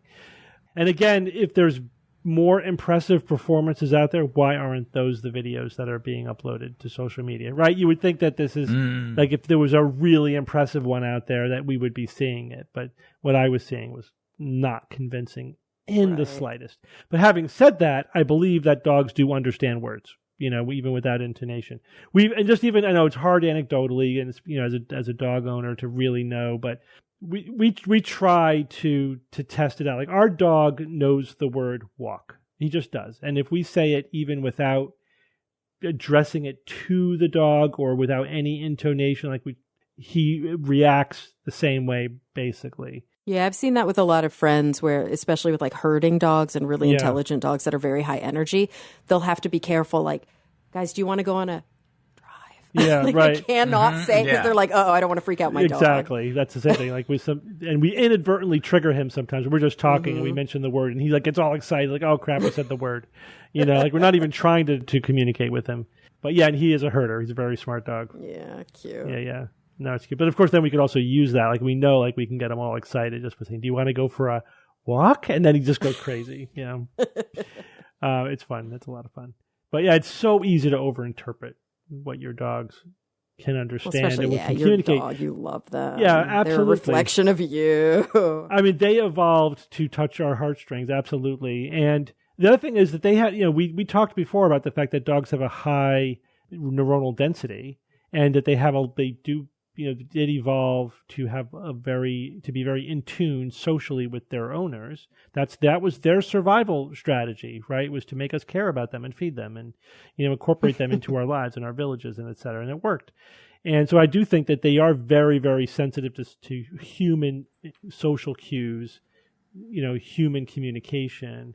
And they certainly figure out how to make their wants known to us. Totally. Okay. Good job, everyone. Evan, you got a quote for us?